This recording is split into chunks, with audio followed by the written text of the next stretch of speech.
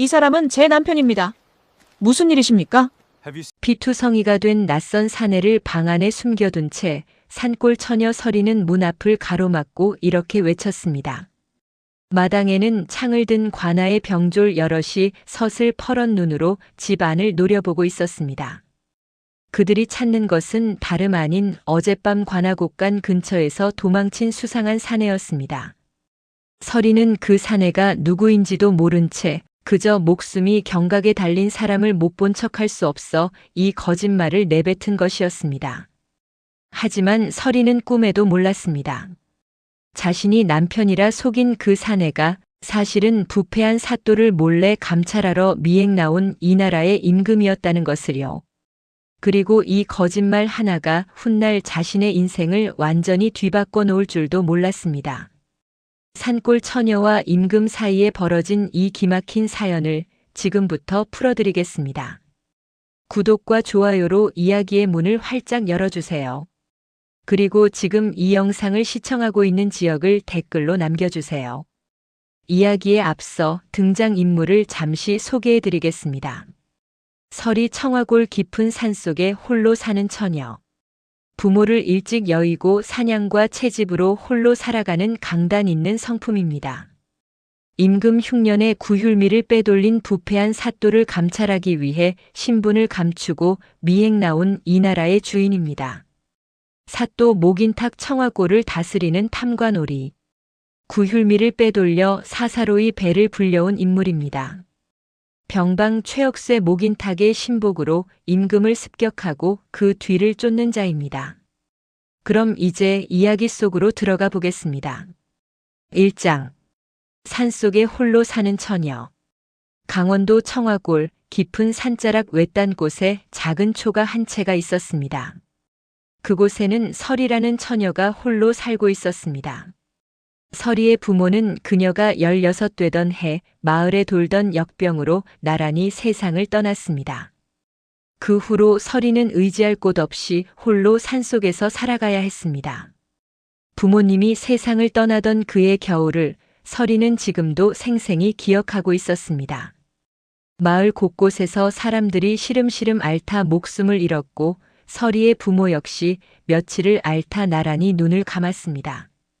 16이던 설이는 홀로 부모의 장례를 치러야 했고 그 후로는 텅 빈 집에서 홀로 겨울을 나야 했습니다. 처음 몇 달간은 하루하루가 막막하기만 했지만 설이는 차츰 스스로 살아가는 법을 터득해 나갔습니다.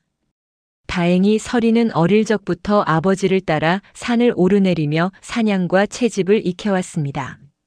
설이는 매달 보름이 되면 산나물과 약초, 그리고 잡은 산짐승 가죽을 챙겨 청화골 저작거리로 향했습니다. 저작거리 상인들은 설이가 캐온 약초의 품질이 워낙 좋아 늘 그녀를 반겼습니다. 오, 설이 찾아왔구먼. 오늘은 또 무엇을 가져왔는가? 산삼은 못 캤지만 좋은 더덕과 도라지를 좀 캐왔습니다. 이렇게 저작거리를 오가며 설이는 비록 홀로였지만 결코 세상과 단절된 삶을 살지는 않았습니다. 겨울이 되면 눈 덮인 산속에서 며칠씩 발이 묶이기도 했지만 설이는 미리 겨울을 대비해 넉넉히 땔감과 곡식을 마련해두는 지혜도 갖추고 있었습니다. 특히 가을이 깊어지면 설이는 겨우내 먹을 식량을 미리 갈무리하는 데 온 정성을 쏟았습니다. 산나물을 말리고 버섯을 손질하고 도토리를 주워다 묵을 쑤어두었습니다. 이런 준비성 덕분에 설이는 아무리 매서운 겨울이 닥쳐도 결코 굶주리는 일이 없었습니다.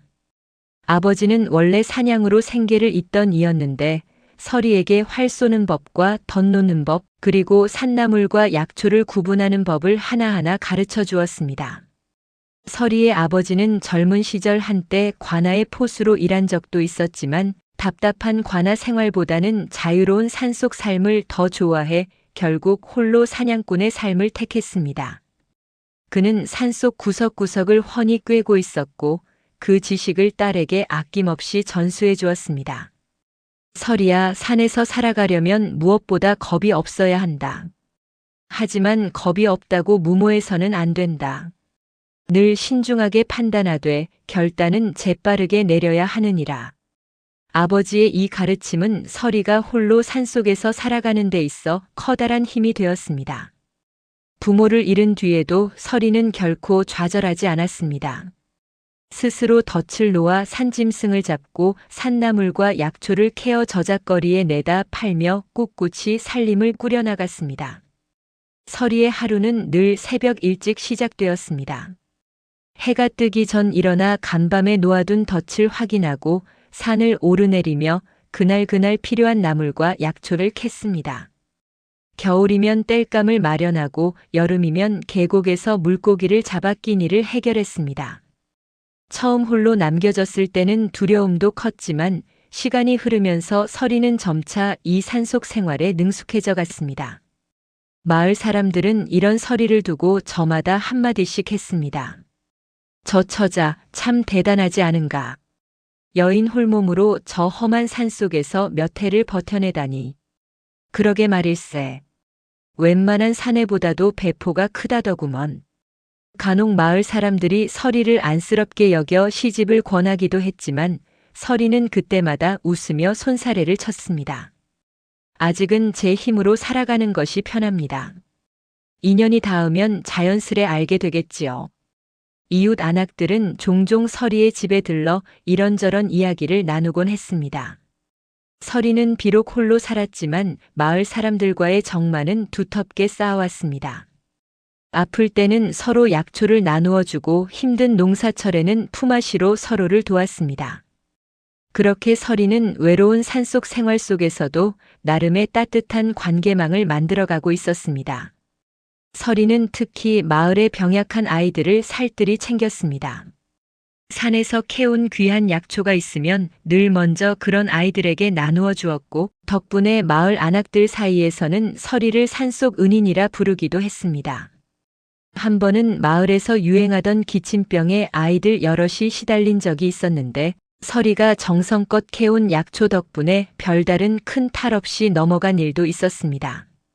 그 뒤로 마을 사람들은 서리를 더욱 신뢰하게 되었습니다.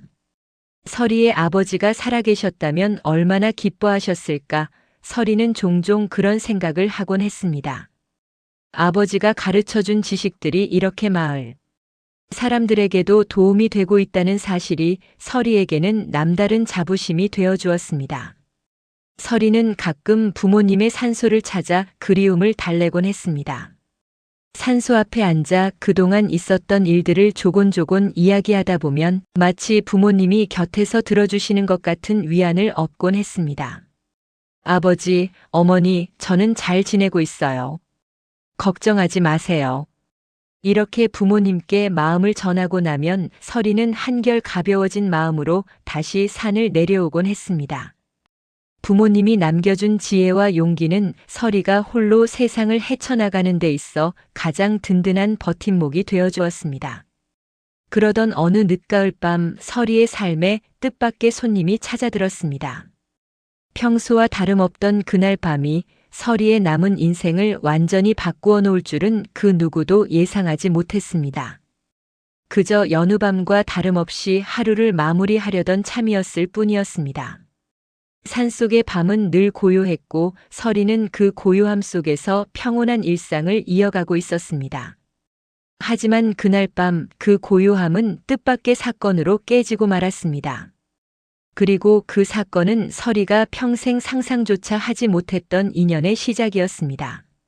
산속의 고요한 밤이 한 나라의 운명과 한 여인의 인생을 동시에 바꾸어 놓을 참이었습니다. 2장 부패한 사또와 미행 나온 임금. 이 무렵 청화골은 심각한 흉년에 시달리고 있었습니다. 봄부터 가뭄이 극심하여 논밭의 곡식이 제대로 여물지 못했고 가을 거지가 끝난 뒤에도 백성들의 곳간은 텅텅 비어 있었습니다. 나라에서는 이런 흉년에 대비해 각 고을 관아에 구휼미를 내려보내 굶주린 백성들을 구제하도록 했습니다. 하지만 청화골 사또 목인탁은 이 구휼미의 상당량을 몰래 빼돌려 사사로이 착복했습니다. 목인탁은 원래 뇌물을 써서 벼슬을 산 인물로 부임한 이래 온갖 방법으로 백성들의 고열을 짜내왔습니다. 목인탁은 도성의 세도가에게 거액의 뇌물을 바쳐 이 청화골 사또 자리를 얻어낸 인물이었습니다. 그렇게 쓴 돈을 다시 채워넣기 위해 목인탁은 부임 첫 해부터 온갖 명목으로 백성들에게 세금을 과하게 거두었습니다. 흉년이 들어 백성들이 굶주릴수록 오히려 목인탁의 곳간은 남몰래 채워져 갔습니다. 이번 구휼미 사건도 그 연장선이었습니다. 목인탁은 곳간에 쌓인 구휼미의 절반가량을 빼돌려 인근 상인에게 몰래 팔아넘기고 그 돈을 착복했습니다.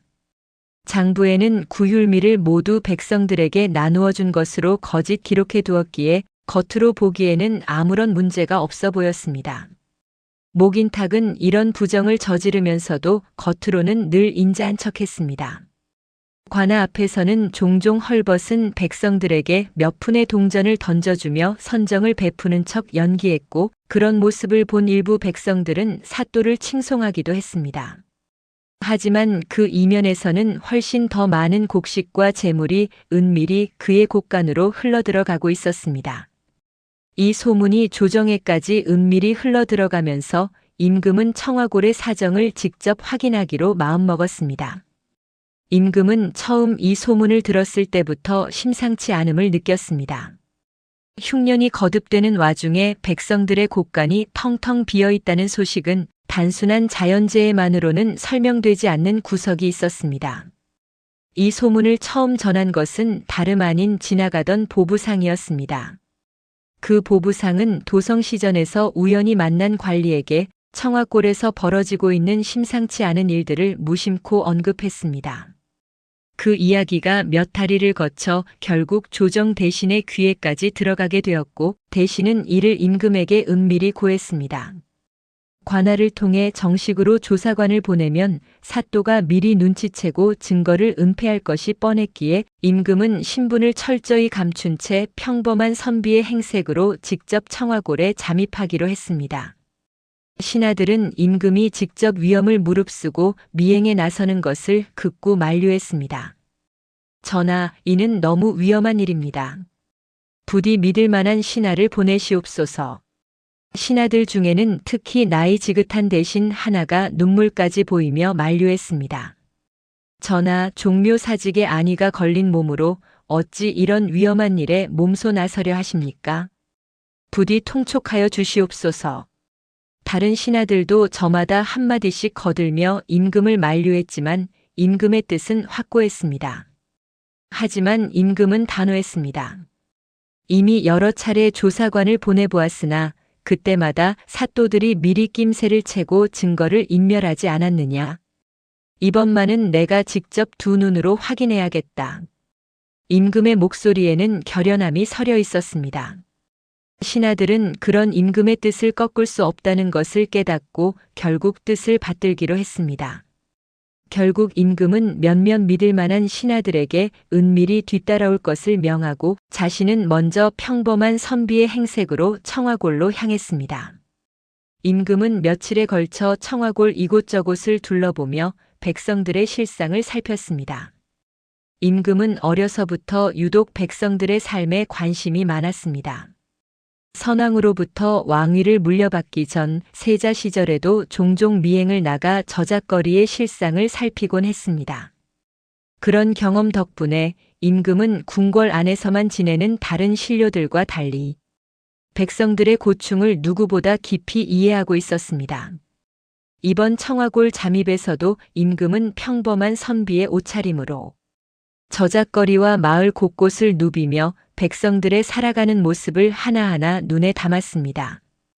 굶주림에 지친 백성들의 모습을 직접 목격하며 임금의 마음은 갈수록 무거워졌습니다. 여윈 아이들이 풀뿌리를 캐먹는 모습, 늙은 노인이 빈 곳간 앞에서 하염없이 앉아있는 모습을 볼 때마다 임금은 가슴이 미어지는 듯 했습니다. 내 백성들이 이토록 고통받고 있는데 정작 그들을 다스리는 자가 이런 짓을 저지르고 있다니.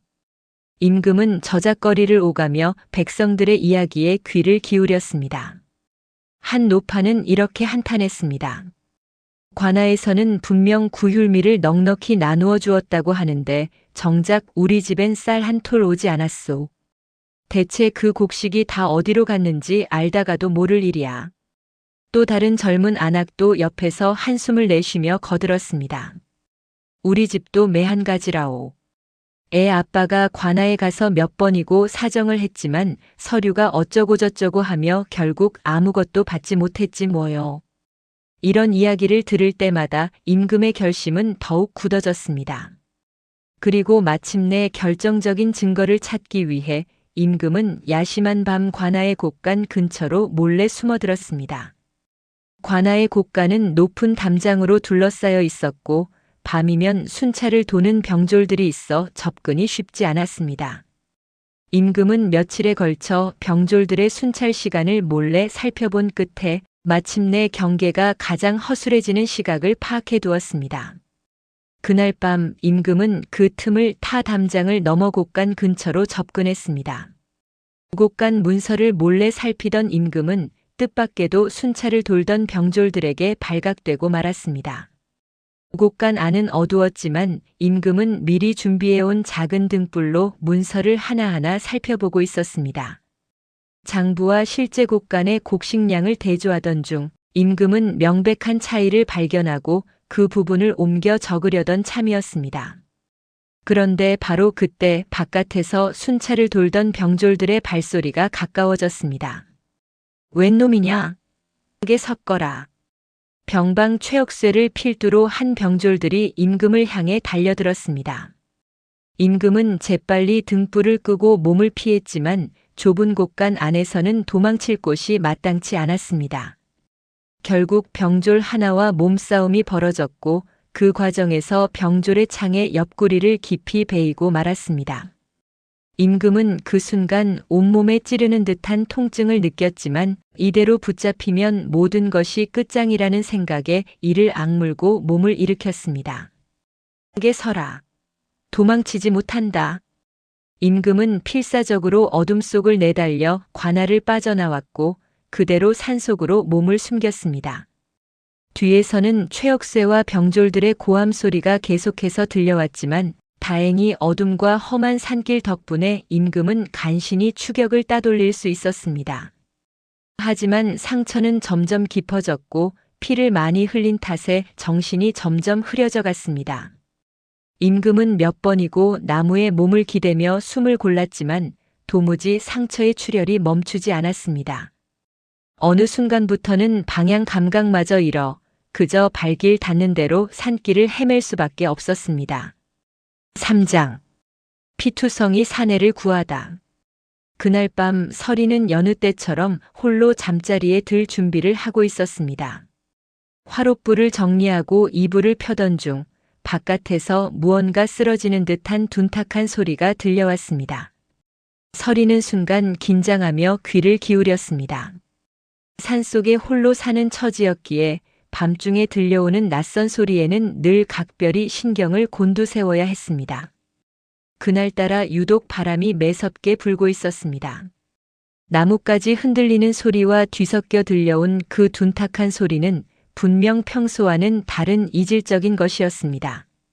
서리는 조심스레 문을 열고 밖을 살폈습니다. 살인문 근처에 웬 사내가 피를 흘리며 쓰러져 있었습니다. 달빛 아래 드러난 그 모습은 처참하기 그지없었습니다. 옷은 온통 피로 물들어 있었고 숨소리는 가늘고 힘겨웠습니다. 자세히 보니 사내의 옷차림은 비록 흙과 피로 엉망이었지만 그 재질이나 바느질 솜씨가 예사 사람의 것과는 달라 보였습니다. 하지만 그런 것을 따져볼 겨를도 없이 서리의 눈에 들어온 것은 오로지 사내의 위태로운 상태뿐이었습니다. 사내의 얼굴은 고통으로 일그러져 있었고 이마에는 식은땀이 송골송골 맺혀 있었습니다. 서리는 더 이상 망설이지 않고 재빨리 사내에게 다가갔습니다. 서리는 순간 망설였습니다.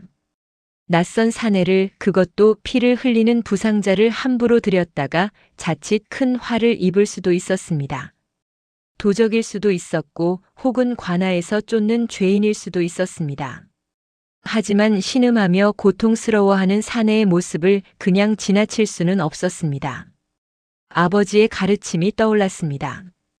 겁이 없어야 하되 신중하게 판단하라. 서리는 잠시 그 자리에 서서 사내를 살폈습니다. 옷차림새는 낡았지만 험한 노동을 해온 이의 것으로는 보이지 않았고 상처의 위치나 방향으로 미루어 짐작건대 도적질을 하다 붙잡힌 것 같지는 않았습니다. 오히려 누군가에게 쫓기다 다친 것처럼 보였습니다. 일단 살리고 봐야겠다. 사정은 나중에 물으면 될 일이다. 정신 차리세요. 괜찮으신가요? 서리의 목소리에는 다급함이 서려 있었습니다. 사내는 희미하게 눈을 뜨려 했지만 곧 다시 정신을 잃고 말았습니다. 서리는 서둘러 사내를 부축해 방 안으로 옮겼습니다. 사내는 생각보다 무거웠고 축 늘어진 몸을 홀로 옮기는 일은 결코 쉽지 않았습니다. 서리는 온 힘을 다해 사내를 끌다시피 하여 방 안으로 데려왔습니다.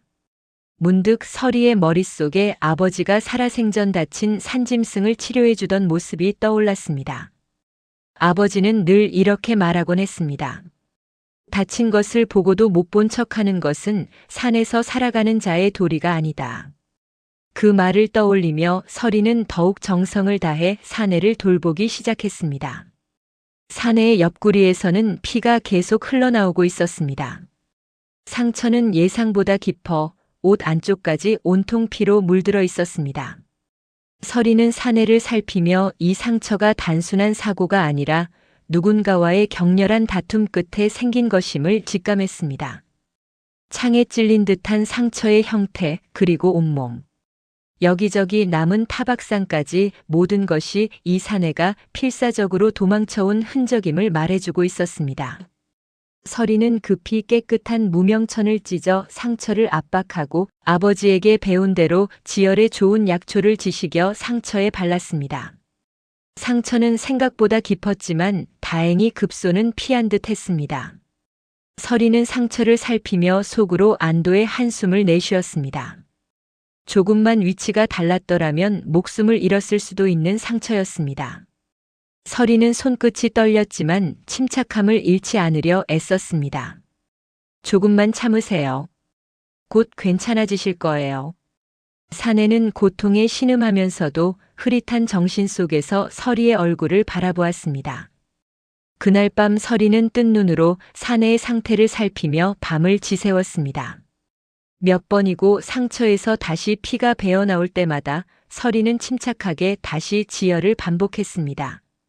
화롯불을 꺼뜨리지 않도록 계속 장작을 넣어주며 사내의 몸이 차가워지지 않도록 신경 썼습니다. 사내는 밤새 열에 들떠 헛소리를 내뱉기도 했습니다. 국간을 지켜야 한다. 백성들이 같은 알아듣기 힘든 말들이 간간이 새어나왔습니다. 서리는 그 헛소리를 들으며 이 사내가 예사롭지 않은 사정을 지니고 있으리라는 것을 어렴풋이 짐작했습니다. 하지만 지금은 그 사정을 캐물을 겨를이 없었습니다. 한 번은 사내가 잠결에 이런 말을 중얼거리기도 했습니다. 종묘사직을 서리는 그 말을 듣고 잠시 고개를 갸웃했지만 이내 그저 헛소리려니 여기고 넘겼습니다. 그것이 훗날 이 사내의 진짜 정체를 암시하는 단서였다는 것을 그때는 알 도리가 없었습니다. 동이틀 무렵 사내는 간신히 정신을 차렸습니다. 밤새 뜬 눈으로 사내를 지켜보던 서리는 사내의 눈꺼풀이 미세하게 떨리는 것을 보고 반가움에 몸을 앞으로 기울였습니다. 여기가 어디요? 사내의 목소리는 갈라져 있었지만 그 말투에는 산골 사람들과는 다른 묘한 기품이 느껴졌습니다. 서리는 그런 사내의 말투를 이상하게 여기면서도 우선은 그의 상태를 살피는 데 집중했습니다. 말투도 그렇고 손도 그렇고 예사 사람은 아닌 것 같은데. 사내의 손을 살펴보던 서리는 문득 그 손이 농사일이나 험한 노동을 해본 적 없는 것처럼 곱다는 것을 눈치챘습니다. 산골에서 나고 자란 이들의 손과는 확연히 달랐습니다. 하지만 서리는 그 의문을 굳이 입 밖으로 꺼내지 않았습니다. 지금은 그런 것을 캐물을 때가 아니라 그저 눈앞의 생명을 구하는 것이 우선이었습니다.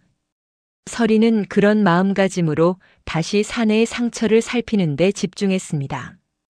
어떤 사연을 지닌 사람이든 지금 당장은 그저 살려야 할 생명이었습니다. 제 집입니다. 어젯밤 살인문 앞에 쓰러져 계셨어요.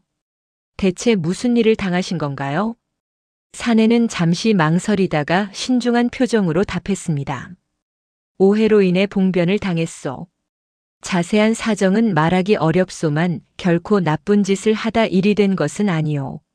사내는 그렇게 말한 뒤에도 한동안 아무 말이 없었습니다. 서리는 굳이 더 캐묻지 않고 그저 묵묵히 상처를 살피는 데 집중했습니다. 서로의 신뢰가 아직 완전히 쌓이지 않은 상황에서 서리는 서두르지 않기로 했습니다.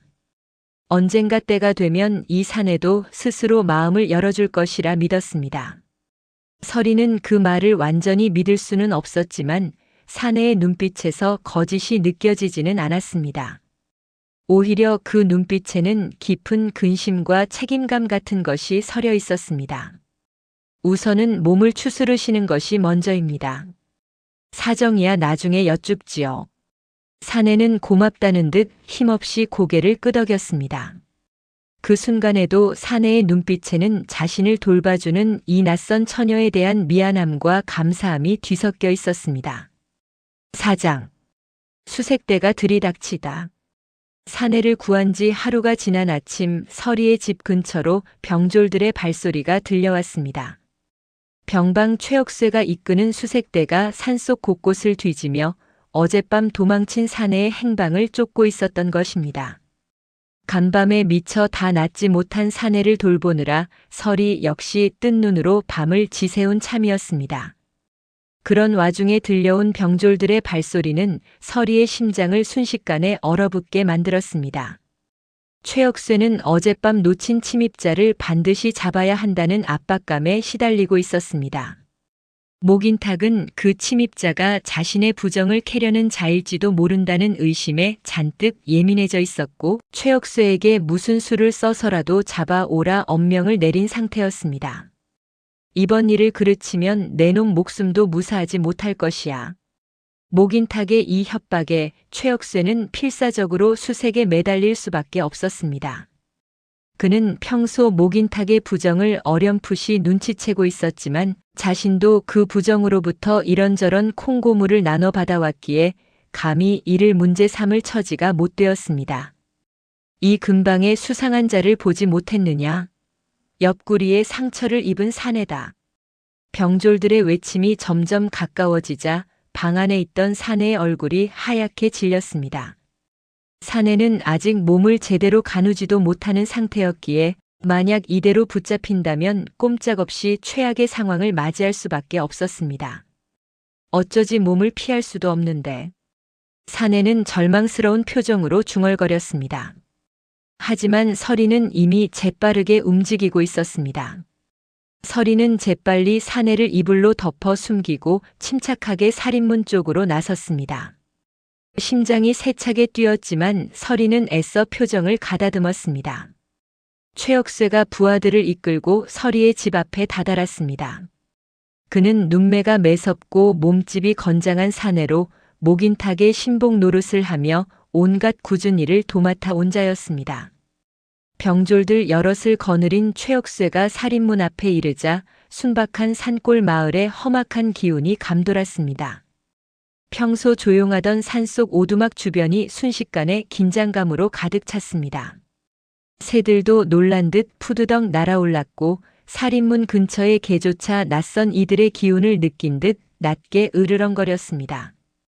이 집 안을 좀 살펴봐야겠다. 문을 열어라. 최옥쇠의 목소리에는 위압적인 기운이 서려 있었습니다. 그 뒤로 창을 든 병졸 여럿이 험악한 표정으로 늘어서 있었습니다.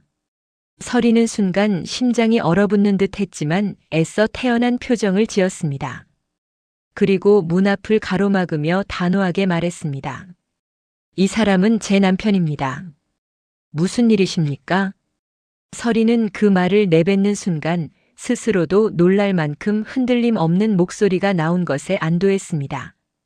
마음속으로는 폭풍이 몰아치고 있었지만 겉으로는 그 어느 때보다 침착해 보였습니다. 최옥쇠는 미심쩍은 눈으로 서리를 훑어보았습니다. 그는 이 근방에서 오래 근무해온 터라 이 산속에 처녀 혼자 산다는 사실을 익히 알고 있었습니다. 남편이라니 이 산속에 처자 혼자 사는 것으로 알고 있었는데 언제 혼인을 했단 말이냐? 최혁수의 목소리에는 노골적인 의구심이 담겨 있었습니다. 그는 지금껏 수많은 이들을 신문해온 경험으로 상대의 미세한 표정 변화까지 놓치지 않는 눈썰미를 지니고 있었습니다. 최혁수는 이 근방을 순찰하며 수도 없이 서리의 집 앞을 지나쳤던 터라 그동안 단 한 번도 사내의 그림자를 본 적이 없다는 것을 똑똑히 기억하고 있었습니다. 그런 만큼 이 갑작스러운 남편의 등장이 더욱 의아하게 느껴졌습니다. 그는 오랜 세월 병박 노릇을 하며 산속 마을 구석구석의 사정을 훤히 꿰고 있었기에 이런 미묘한 변화를 결코 놓치지 않았습니다. 서리는 순간 머릿속이 하얘졌지만 겉으로는 조금도 동요하지 않은 척했습니다. 짧은 순간 온갖 생각이 스쳤고 마침내 그럴듯한 대답이 떠올랐습니다. 보름 전 이웃 고을에서 혼례를 올리고 들어왔습니다. 아직 관아에 정식으로 알리지는 못했습니다만 이는 저희 부부의 사정이지 나리들이 상관하실 바는 아니지 않습니까? 이 대답을 하면서 서리는 최혁수의 눈을 피하지 않았습니다.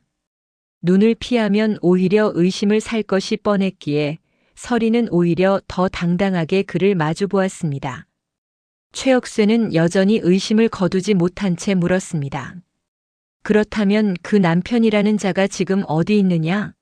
얼굴이나 한번 보자꾸나. 서리의 심장이 세차게 뛰기 시작했습니다.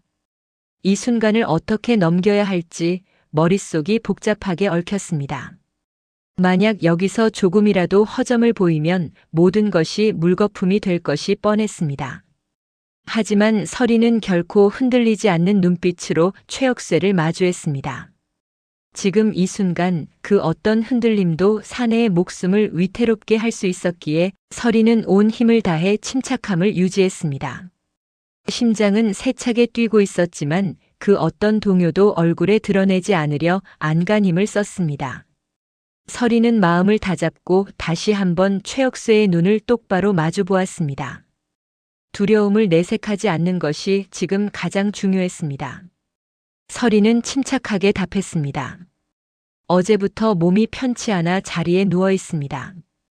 열병이 옮을까 걱정되니 부디 가까이 오지는 말아주세요. 이 대답을 하는 순간에도 서리는 손끝이 떨리는 것을 애써 감추었습니다.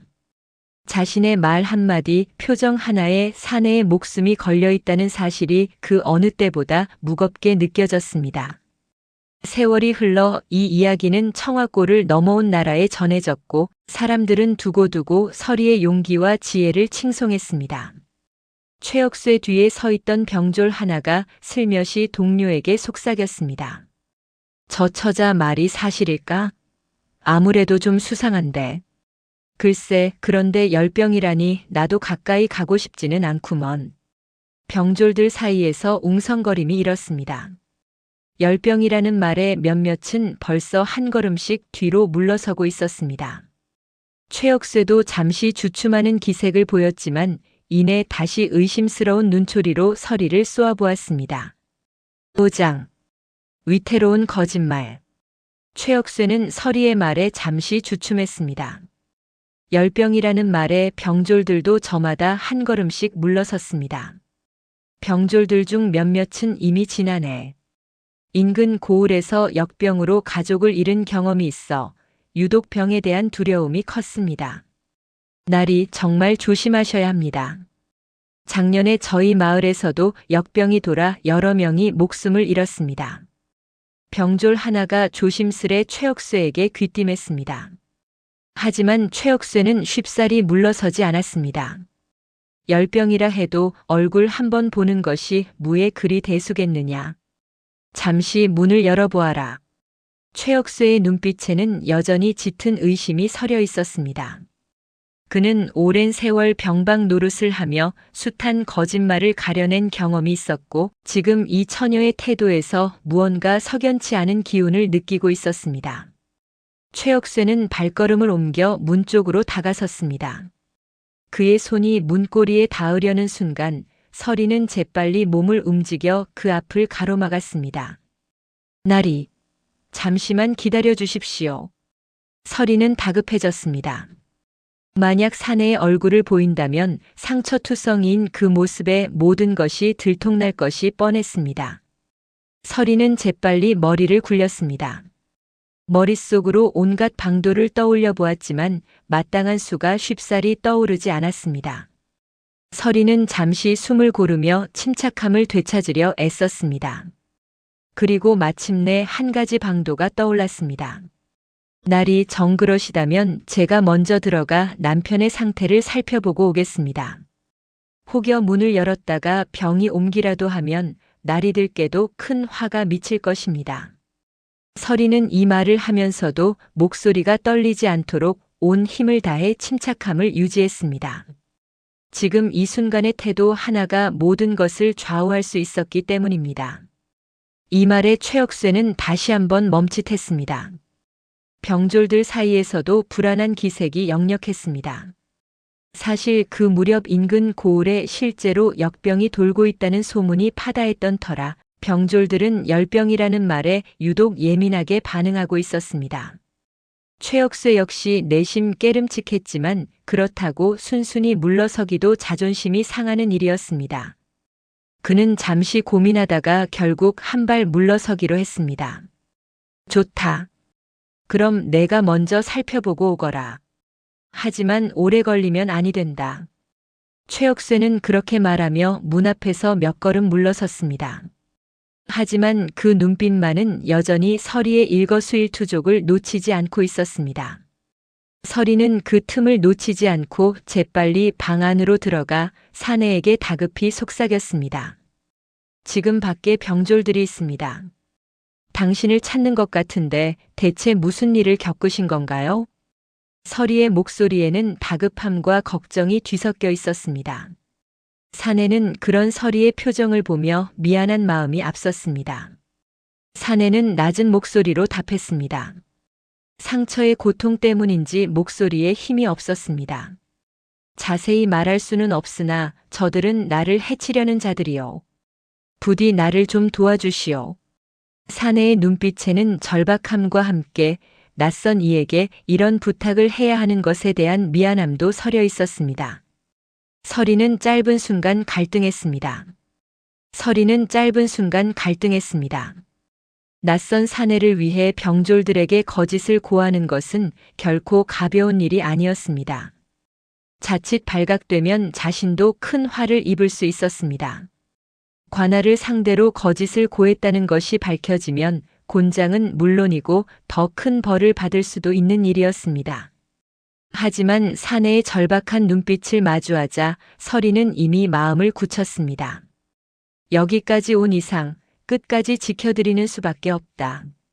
서리는 짧은 순간 여러 생각이 스쳐 지나갔습니다. 만약 이 거짓이 들통난다면 어떤 벌을 받을지, 그리고 이 낯선 사내가 정말 죄인이 아닌지 확신할 수 없다는 두려움도 있었습니다. 하지만 그보다 더 강하게 마음을 사로잡은 것은 이미 자신의 손으로 살려낸 생명을 끝까지 책임져야 한다는 결연함이었습니다. 서리는 다시 밖으로 나가 최혁수에게 말했습니다. 날이 확인해 보니 다행히 열이 조금 내렸습니다. 하지만 아직 기력이 없어 몸을 일으키지 못하니 부디 양해해 주십시오. 서리는 최대한 차분한 목소리로 말을 이어갔습니다.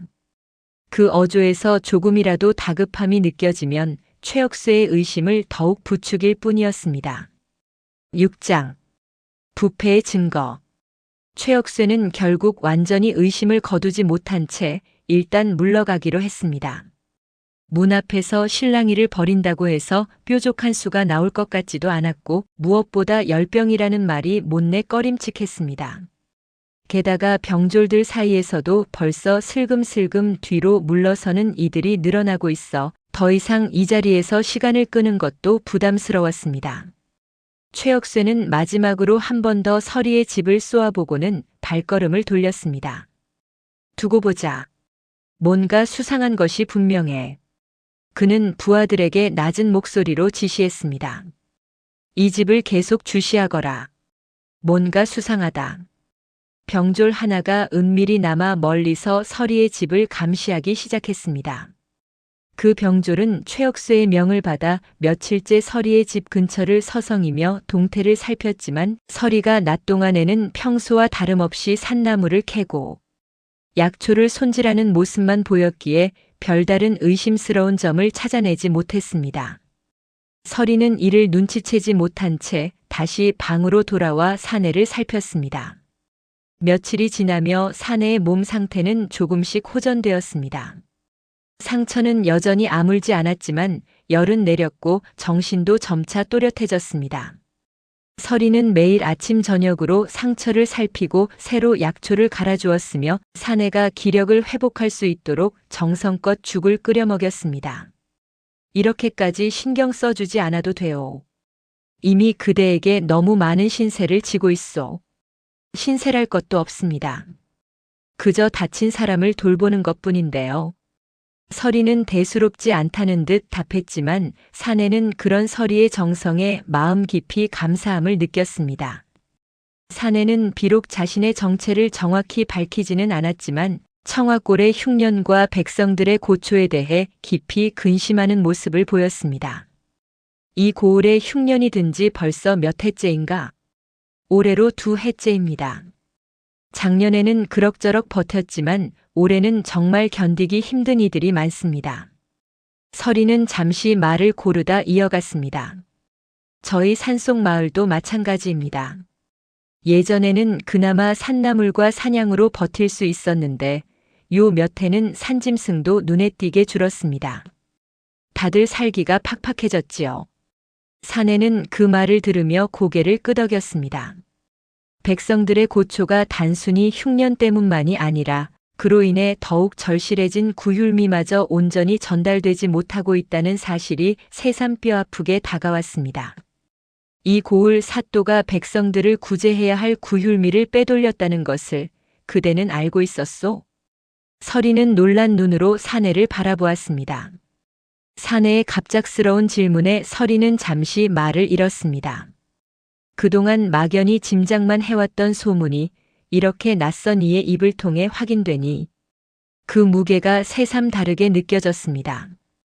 그런 소문이 돌기는 했습니다만 확실한 증거는 없었습니다. 그것이 사실이라면 정말 용서받지 못할 일입니다. 서리는 잠시 말을 멈추었다가 씁쓸한 표정으로 덧붙였습니다. 실은 작년 겨울 이웃에 살던 노부부가 굶주림에 시달리다 세상을 떠나는 것을 본 적이 있습니다. 그때 관아에서는 분명 구휼미를 다 나누어 주었다고 했는데 정작 그 집에는 곡식 한 톨 돌아가지 않았지요. 그때는 그저 관리들의 실수련이 여겼습니다만 서리의 목소리가 떨렸습니다. 그 노부부는 생전에 서리에게 종종 따뜻한 말 한마디씩 건네주던 다정한 이웃이었습니다. 그들이 굶주림 속에서 쓸쓸히 세상을 떠났다는 사실은 서리에게 오래도록 마음의 짐으로 남아 있었습니다. 만약 그것이 사또의 부정 때문이었다면 저는 결코 용서할 수 없습니다. 서리의 눈에는 결연한 빛이 서렸습니다. 그동안 그저 안타까운 죽음이려니 여기고 넘겼던 일들이 이제는 명백한 부정의 결과였다는 것을 깨닫자 분노가 치밀어 올랐습니다. 산속에서 홀로 살아가며 늘 겸손하고 조용했던 서리였지만 불의를 마주한 순간만큼은 그 어떤 이보다 강한 의지를 드러냈습니다. 사내는 그런 서리의 모습을 바라보며 말했습니다. 그대의 그 의로운 마음이야말로 이 부정을 바로잡는 데 가장 큰 힘이 될 것이요. 사내는 무거운 표정으로 고개를 끄덕였습니다. 내가 그 증거를 찾으려다 일이 닥치게 된 것이요. 곳간의 장부에 분명 그 흔적이 남아있을 텐데 미처 확인하지 못하고 쫓기고 말았소. 사내의 목소리에는 못다 이룬 임무에 대한 아쉬움과 초조함이 짙게 배어 있었습니다. 그런데 그런 위험한 일을 대체 왜 혼자서 하려 하셨습니까? 관아의 정식으로 도움을 청할 수는 없으셨나요? 사내는 잠시 씁쓸한 미소를 지었습니다. 이런 부정은 겉으로 드러나지 않게 은밀히 이루어지는 법이요. 정식으로 조사를 보내면 그 소식이 먼저 새어나가 증거가 모두 인멸되고 말 것이요. 그래서 부득이 이런 방법을 택할 수밖에 없었소. 사내는 이렇게 말하며 씁쓸한 표정을 지었습니다. 그동안 여러 차례 지방 관리들의 부정을 조사하려 했지만 번번이 미리 정보가 새어나가 허탕을 친 경험이 있었기 때문입니다. 이번만큼은 반드시 성공해야 한다는 절박함이 임금을 직접 이 위험한 길로 이끈 것이었습니다. 임금은 그 각오를 다지며 며칠에 걸쳐 청화골 곳곳을 신중하게 살피기 시작했습니다. 이 여정이 자신의 목숨을 위협할 만큼 위험한 것이 될 줄은 그때만 해도 미처 알지 못했습니다. 하지만 백성을 향한 마음 하나로 임금은 그 위험조차 기꺼이 감수하기로 했습니다. 그런데 대체 당신은 누구시기에 이런 일에 목숨까지 거시는 겁니까? 사내는 순간 말문이 막혔습니다. 자신의 정체를 밝힐 수는 없었지만 그렇다고 완전히 거짓을 고할 수도 없는 노릇이었습니다. 나는 그저 백성들의 고초를 두고 볼 수 없는 사람일 뿐이요. 자세한 사정은 나중에 반드시 밝히겠소. 서리는 그 대답이 석연치 않았지만 더 이상 캐묻지 않기로 했습니다. 언젠가는 스스로 밝히시겠지. 지금은 그저 믿고 도와드리는 수밖에 없다.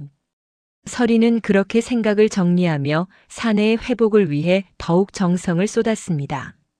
신분이 무엇이든 지금 이 순간 자신의 눈앞에 있는 것은 그저 도움이 필요한 한 사람이었습니다. 이런 마음가짐은 서리가 아버지에게서 물려받은 가장 큰 가르침이기도 했습니다. 신분이나 배경을 따지지 않고 오직 사람 그 자체를 보는 마음 말입니다. 이 가르침은 훗날 서리가 국모가 된 뒤에도 결코 변하지 않는 삶의 기준이 되어 주었습니다. 서리는 그 말을 듣고 결심을 굳혔습니다. 제가 도와드리겠습니다.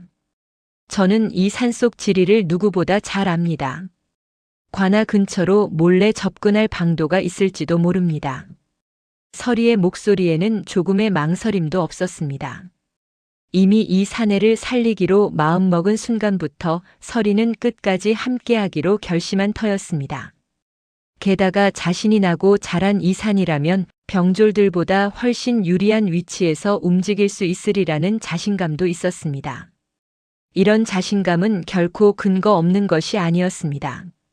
서리는 어릴 적부터 아버지와 함께 이 산 구석구석을 누비며 남들이 모르는 지름길과 은신처를 훤히 꿰고 있었습니다. 사내는 놀란 눈으로 서리를 바라보았습니다. 그것은 너무 위험한 일이요. 그대까지 화를 입을 수는 없소. 사내의 눈빛에는 진심 어린 걱정이 담겨 있었습니다. 하지만 서리는 단호했습니다. 이미 당신을 숨겨준 것만으로도 저는 이 일에 발을 들인 셈입니다.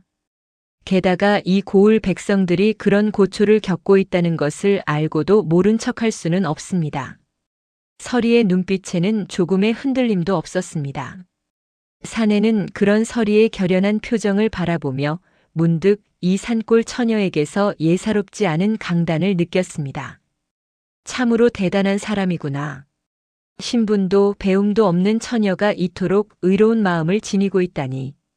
사내는 마음속으로 몇 번이고 이 처녀에 대한 감탄을 되뇌었습니다. 세상 어디에서도 쉽게 만날 수 없는 진실로 귀한 성품이었습니다. 그 순간부터 사내의 마음속에는 서리를 향한 특별한 신뢰가 자리 잡기 시작했습니다. 이 신뢰는 훗날 두 사람의 관계가 더욱 깊어지는 밑거름이 되어 주었습니다. 위기 속에서 서로를 믿고 의지하며 함께 헤쳐나간 이 경험은 두 사람의 인연을 그 무엇보다 단단하게 만들어 주었습니다. 사내는 궁중에서 만나온 수많은 신료들을 떠올렸습니다. 저마다 학식과 지위를 뽐냈지만 정작 백성을 향한 진심, 어린 마음만큼은 이 산골 처녀에게 미치지 못하는 이들이 많았습니다. 사내는 그런 생각에 잠기며 서리를 향한 마음속 존경심이 점점 깊어지는 것을 느꼈습니다. 이 사람이라면 믿고 함께 나아갈 수 있을 것 같다. 이런 마음은 단순한 고마움을 넘어 어느새 사내의 마음 깊은 곳에 새로운 감정으로 자리 잡아가고 있었습니다. 7장. 진실이 밝혀지다. 며칠 후 몸이 어느 정도 회복된 사내와 서리는 밤을 틈타 함께 관아 근처로 향했습니다. 떠나기 전 서리는 만약을 대비해 몇 가지 물건을 챙겼습니다. 상처가 다시 벌어질 경우를 대비한 지혈용 약초와 무명천, 그리고 어둠 속에서 방향을 잃지 않기 위한 부싯돌까지 꼼꼼히 준비했습니다. 서리는 어릴 적부터 익힌 산길 지식을 활용해 병졸들의 눈을 피해 관아 뒤편 담장까지 안전하게 접근할 수 있었습니다. 산길을 걷는 내내 서리는 몇 번이고 사내의 상처가 다시 벌어지지는 않을지 걱정스레 살폈습니다. 괜찮으신가요? 무리하시면 안 됩니다. 괜찮소. 그대 덕분에 많이 회복되었소. 사내는 그렇게 말하면서도 옆구리를 살짝 감싸주었습니다. 완전히 회복된 것은 아니었지만 지금은 그런 것을 신경 쓸 겨를이 없었습니다. 이쪽으로 오시면 됩니다. 이 담장은 제가 어릴 적부터 알던 개구멍이 있어요. 서리는 어릴 적 마을 아이들과 몰래 관아 뒷마당을 구경하러 다니던 기억을 떠올렸습니다. 그때 발견해둔 이 작은 개구멍이 오늘 이렇게 요긴하게 쓰일 줄은 꿈에도 몰랐습니다. 어린 시절의 장난기 어린 모험이 훗날 이토록 중요한 순간에 큰 도움이 될 줄 누가 알았겠습니까? 서리는 그때를 떠올리며 옅은 미소를 지었습니다. 지나간 세월 속 작은 기억 하나가 오늘 이 순간의 열쇠가 되어줄 줄은 정말 몰랐습니다. 두 사람은 조심스럽게 담을 넘어 곳간 근처에 다다랐습니다. 사내는 지난번 발각되었던 기억을 되살려 신중하게 문서 창고로 향했습니다. 곳간 안은 여전히 어두웠고 두 사람은 숨소리조차 죽이며 발걸음을 옮겼습니다. 서리는 문서 창고 입구에서 망을 보며 혹시 모를 인기척의 촉각을 곤두세웠습니다. 심장이 세차게 뛰었지만 서리는 산속에서 사냥할 때처럼 온 신경을 곤두세워 주변을 살폈습니다. 이런 긴장된 순간에도 서리의 감각은 예리하게 살아있었습니다. 오랜 세월 산에서 사냥감을 쫓거나 반대로 위험한 산짐승을 피해 다니며 단련된 감각이었습니다. 사내는 그 사이 서둘러 장부를 뒤지기 시작했습니다.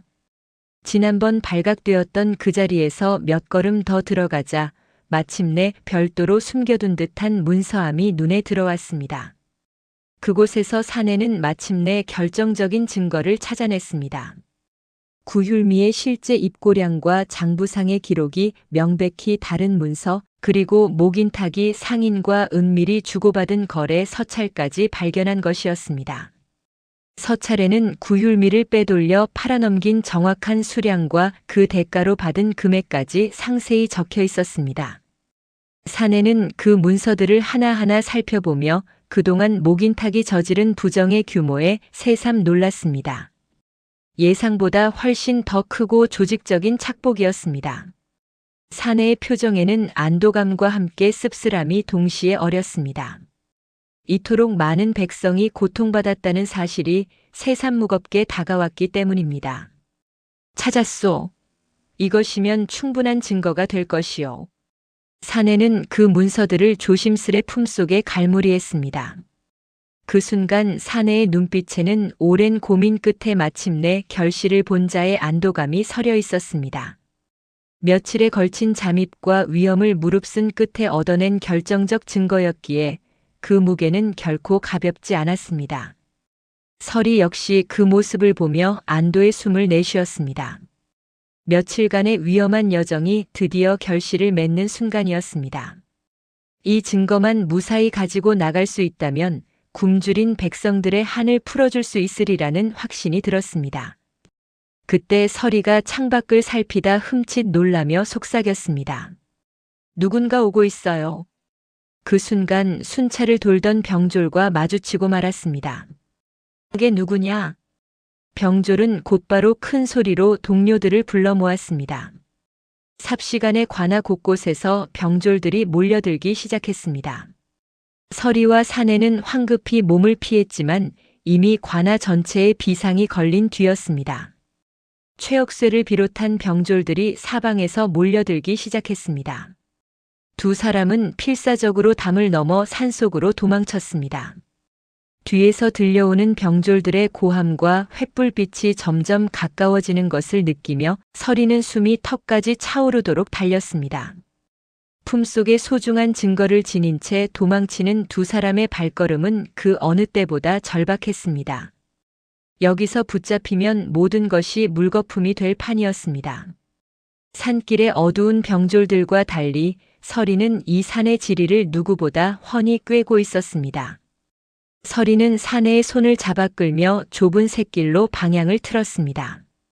이쪽으로 가면 병졸들이 쫓아오기 힘든 험한 길이 나옵니다. 조금만 더 힘내세요. 사내는 아직 완전히 회복되지 않은 몸으로 힘겹게 서리를 따라 달렸습니다. 몇 번이고 다리가 풀려 넘어질 뻔했지만 서리가 그때마다 부축하며 함께 위기를 헤쳐나갔습니다. 험한 바위 틈을 지나고 가파른 비탈을 오르내리며 두 사람은 마침내 병졸들의 추격을 완전히 따돌릴 수 있었습니다. 저 멀리서 들려오던 고함 소리와 횃불빛이 서서히 잦아들자 두 사람은 그제야 큰 바위 뒤에 몸을 숨기고 거친 숨을 몰아쉬었습니다. 이제 좀 괜찮으신가요? 그대 덕분이요. 그대가 아니었다면 나는 이 산속에서 꼼짝없이 붙잡히고 말았을 것이요. 가까스로 위기를 벗어난 두 사람이 잠시 숨을 고르고 있을 때 뜻밖에도 관아 근처에서 또 다른 인기척이 들려왔습니다. 두 사람은 순간 다시 몸이 굳었습니다. 또다시 병졸들에게 발각된 것인가 싶어 심장이 철렁했습니다. 하지만 다가오는 인기척은 병졸들의 것과는 어딘가 달랐습니다. 발걸음이 훨씬 절도 있고 정연했습니다. 이번에는 병졸이 아니라 도성에서 내려온 암행 감찰관 일행이었습니다. 사실 임금은 이미 도성을 떠나기 전 만약을 대비해 은밀히 믿을 만한 신하 며칠 뒤따라 보내두었던 것입니다. 신하들은 임금과 며칠 간격을 두고 청화골로 향하던 중이었는데 마침 이 무렵 청화골의 당도에 관아 주변의 소란을 파악하고 급히 달려온 것이었습니다. 신하들은 임금이 며칠째 소식이 끊긴 것을 알고 애가 타던 참이었습니다. 청화골에 도착하자마자 심상치 않은 소란을 목격한 신하들은 곧바로 사정을 살피며 임금의 행방을 수소문했습니다. 그러던 중 관아 근처에서 벌어진 소동에 대한 소문을 듣고 급히 그 방향으로 달려온 것이었습니다. 횃불을 든 신하들이 나타나자 최억쇠와 병졸들은 순간 당황한 기색을 감추지 못했습니다. 신하들의 위세와 복색이 예사롭지 않았기 때문입니다. 전하, 여기 계셨습니까?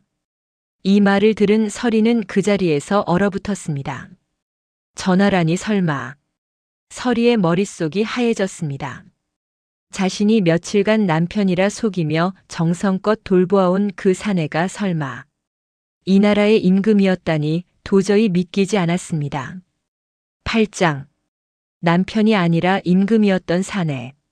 서리는 도저히 믿기지 않는 표정으로 사내를 바라보았습니다. 사내는 잠시 머뭇거리다가 마침내 자신의 정체를 밝혔습니다. 그동안 속여서 미안하오. 나는 이 나라의 임금이요. 청화골 사또의 부정을 살피기 위해 신분을 감추고 내려왔던 것이요. 서리는 그 자리에 털썩 주저앉을 뻔했습니다. 자신이 남편이라 속이며 지켜온 사내가 실은 온 나라를 다스리는 임금이었다니 도저히 실감이 나지 않았습니다. 지난 며칠간 함께 나눈 이야기들, 자신이 던진 반말 섞인 다급한 말들이 주마등처럼 스쳐 지나갔습니다. 소인이 몰라뵙고 그런 무엄한 거짓을 개다가 감히 하대까지. 서리는 황급히 무릎을 꿇으려 했지만 임금은 서둘러 그런 서리를 만류했습니다. 일어나시오. 지금 이 순간만큼은 그저 나를 구해준 은인으로 대해주면 돼요. 서리는 어찌할 바를 몰라 하며 몸을 일으켰습니다. 여전히 믿기지 않는 현실에 어지러웠지만 임금의 부드러운 눈빛을 마주하자 조금씩 마음이 진정되었습니다. 아니요. 그대의 그 거짓말이 아니었다면 나는 이미 저들에게 붙잡혀 목숨을 잃었을 것이요. 그리고 그 거짓말 덕분에 이렇게 부정의 증거까지 찾아낼 수 있었소. 그대는 나의 은인이요. 임금은 잠시 말을 멈추었다가 진심 어린 눈빛으로 서리를 바라보며 덧붙였습니다. 그리고 그 며칠간 그대와 함께 지내며 나는 그대의 성품에 깊이 감복하였소. 신분이나 이해관계를 떠나 그저 사람을 구하고자 하는 그 순수한 마음을 나는 결코 잊지 못할 것이요. 주위에 있던 신하들도 놀란 눈으로 이 광경을 지켜보았습니다. 임금이 이토록 다정한 태도로 한낱 산골 처녀를 대하는 모습은 신하들에게도 낯선 광경이었습니다. 한 나이 든 신하가 감탄하며 나지막이 중얼거렸습니다. 전하께서 저리 인자하신 모습을 뵌 것도 참으로 오랜만이요. 저 처자가 전하의 마음을 크게 움직인 모양이요. 또 다른 신하도 고개를 끄덕이며 맞장구를 쳤습니다. 게다가 신분을 떠나 이토록 의롭고 용기 있는 일하면 능히 국모의 자격이 있다 할 것이요. 임금은 그 길로 신하들과 함께 정식으로 병력을 움직여 관할을 장악했습니다. 이 모든 과정을 지켜본 서리는 불과 며칠 전까지만 해도 자신이 정성껏 돌보던 낯선 부상자가 이토록 위험 있는 모습으로 관할을 호령하는 것을 보며 새삼 놀라움을 감추지 못했습니다. 신하들이 이끌고 온 병력은 순식간에 관할을 에워쌌습니다. 목인탁의 사병들은 감히 저항할 엄두도 내지 못한 채 무기를 내려놓았습니다. 관하 안에 있던 아전들과 하급 관리들도 사태를 파악하고는 서둘러 무릎을 꿇었습니다. 사또 목인탁은 미처 도망칠 새도 없이 붙잡혔고 그동안 빼돌린 구휼미와 착복한 재물이 낱낱이 드러났습니다. 관하 마당에 무릎이 꿇린 목인탁은 처음에는 완강히 죄를 부인했지만 곳간에서 발견된 문서와 서찰이 증거로 제시되자 결국 무너지고 말았습니다. 목인탁은 국문 초반에는 그저 장부의 실수라며 발뺌하려 했습니다. 하지만 임금이 직접 상인과의 거래 서찰을 들이밀며 조목조목 캐묻자 더 이상 버틸 재간이 없었습니다. 결국 목인탁은 그동안 저지른 온갖 부정을 하나씩 실토하기 시작했습니다. 구휼미 착복뿐 아니라 그동안 세금을 과하게 거두어들인 것, 뇌물을 받고 억울한 송사를 무마해준 것까지 낱낱이 드러났습니다. 소인이 잘못했습니다. 부디 목숨만은 살려주소서. 임금은 서늘한 눈빛으로 목인탁을 내려다보며 말했습니다. 백성을 구제하라 내린 곡식을 제 배를 불리는 데 썼으니 그 죄가 결코 가볍지 않다. 내가 빼돌린 구휼미로 인해 얼마나 많은 백성이 굶주리며 죽어갔는지 그 죄값을 반드시 치르게 될 것이다. 목인탁은 엄한 벌을 받아 관직을 박탈당하고 유배를 떠나게 되었습니다. 유배지로 떠나는 날 목인탁은 한때 자신이 다스리던 청화골 백성들의 싸늘한 시선을 받으며 초라하게 고을을 떠났습니다. 그 모습을 지켜본 백성들 중 누구도 그를 동정하지 않았습니다. 병방 최역쇠 역시 그 죄가 밝혀져 함께 처벌받았습니다. 최역쇠는 국문 과정에서 자신도 목인탁의 협박에 못 이겨 어쩔 수 없이 부정에 가담했다고 항변했지만 오랜 세월 부정한 재물을 나눠 받아온 정황이 속속 드러나면서 그 항변은 받아들여지지 않았습니다. 빼돌려졌던 구휼미는 다시 백성들에게 골고루 나누어졌고 청화골 사람들은 오랜만에 굶주림에서 벗어날 수 있었습니다. 곡식을 나누어 주던 날 청화골 저작거리는 모처럼 활기를 되찾았습니다. 백성들은 오랜만에 배불리 먹을 수 있다는 사실에 서로 얼싸안으며 기뻐했고 몇몇 노인들은 감격에 겨워 눈물을 흘리기도 했습니다. 이게 다 그 산골 처자 덕분이라지 뭔가. 참으로 하늘이 내린 은인일세. 이 말은 삽시간에 청화골 전역으로 퍼져나갔고 서리의 이름은 어느새 온 고을 사람들의 입에 오르내리게 되었습니다. 정작 서리 본인은 그런 칭송이 낯설고 부담스러웠지만 백성들의 진심 어린 감사만큼은 마음 깊이 와닿았습니다. 이를 모두 정리한 뒤 임금은 서리를 찾아왔습니다. 서리는 여전히 임금 앞에서 어찌할 바를 몰라 몸 둘 바를 몰라 했습니다. 그대가 나를 남편이라 부르며 지켜준 그 순간을 나는 결코 잊지 못할 것이요. 이제 그 거짓을 진실로 만들고 싶은데 그대의 뜻은 어떠하오? 서리는 얼굴이 붉어지며 고개를 숙였습니다. 처음에는 그저 목숨이 위태로운 사람을 구하고자 했던 마음이었지만 그 며칠간 함께 지내며 어느새 서리의 마음속에도 사내를 향한 정이 싹 터 있었습니다. 하지만 그 상대가 임금이라는 사실은 서리에게 감히 상상조차 할 수 없는 무게로 다가왔습니다. 소인은 그저 평범한 산골 처녀일 뿐입니다. 감히 그런 자리에 어울릴 자격이. 임금은 고개를 저으며 서리의 손을 잡았습니다. 자격이란 신분으로 정해지는 것이 아니오. 그대의 용기와 지혜 그리고 위엄을 무릅쓰고 낯선 일을 구해준 그 마음이야말로 무엇보다 귀한 자격이요. 서리는 한참을 망설이다가 결국 고개를 끄덕였습니다. 자신의 삶이 이토록 크게 바뀔 줄은 꿈에도 몰랐지만 이 사람이라면 믿고 함께할 수 있으리라는 확신이 들었습니다. 임금이 도성으로 돌아간 뒤 서리의 신분을 정식으로 격상시키기 위한 절차가 시작되었습니다. 조정에서는 이 갑작스러운 국혼 소식에 처음에는 술렁였지만 청화골에서 벌어진 일의 전말이 알려지면서 오히려 서리를 향한 칭송이 자자해졌습니다.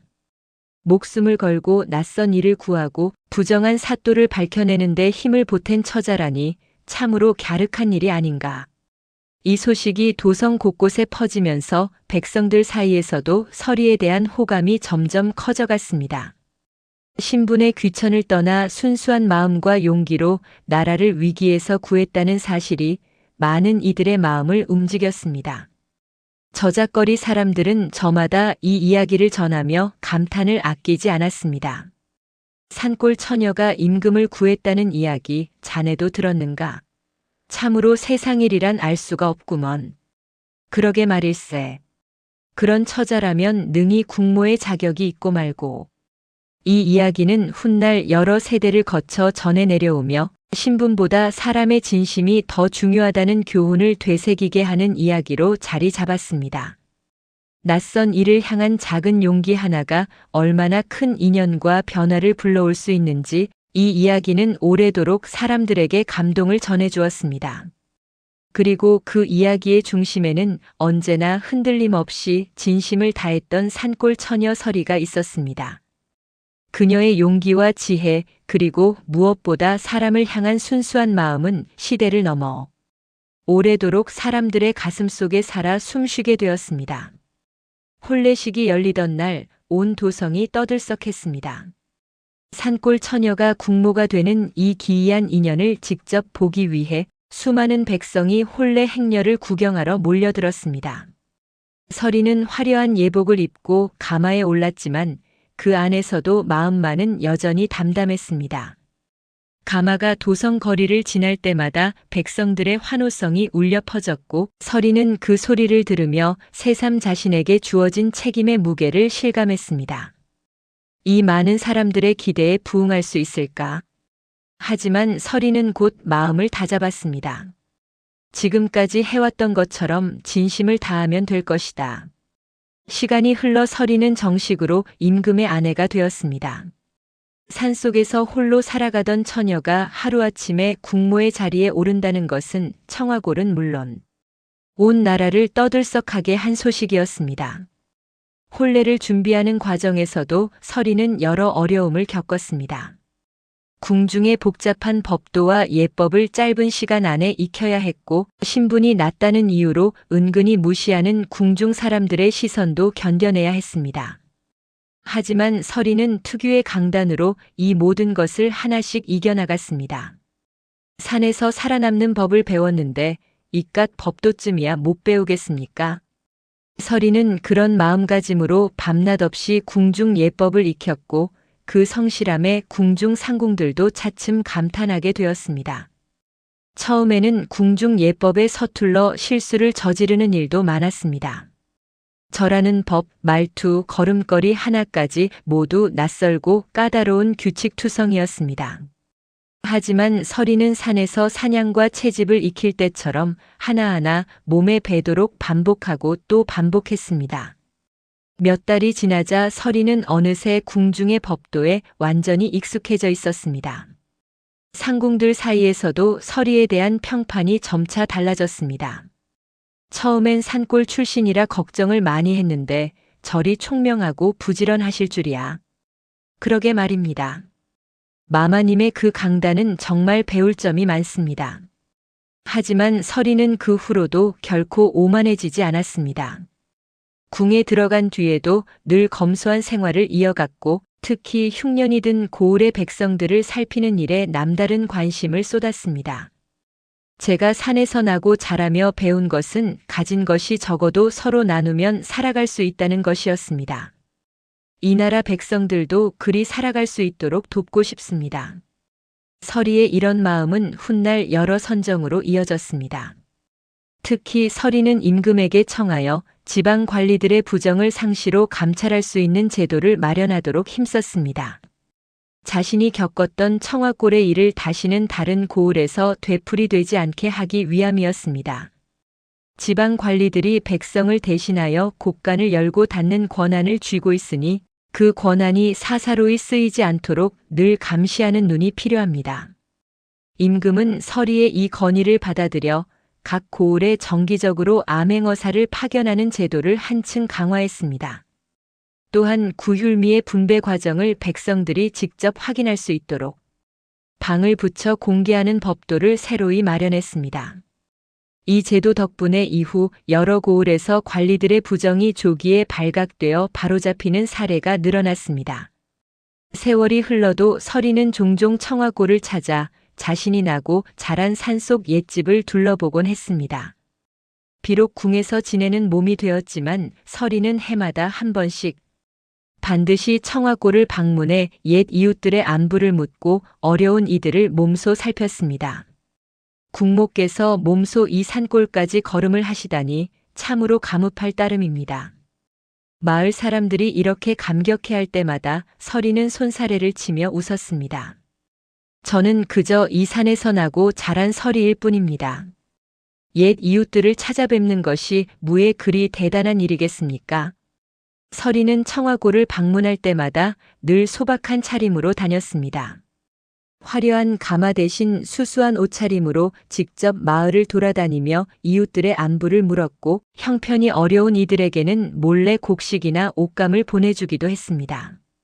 이런 소문이 퍼지면서 서리를 향한 백성들의 존경심은 날로 두터워졌습니다. 한 번은 서리가 청화골을 찾았을 때 예전 자신의 이웃이었던 노인이 눈물을 흘리며 손을 맞잡았습니다. 이렇게 귀하신 몸이 되셔서도 여전히 옛정을 잊지 않으시는구려. 참으로 감흡할 따름입니다. 서리는 그 손을 마주 잡으며 따뜻하게 웃었습니다. 어르신, 저는 언제까지나 이 산골에서 나고 자란 서리일 뿐입니다. 이 말은 서리가 청화골을 찾을 때마다 늘 되풀이하던 말이었습니다. 아무리 높은 자리에 올라도 서리는 결코 자신의 뿌리를 잊지 않았습니다. 그 자리에 설 때마다 서리는 그날 밤을 떠올렸습니다.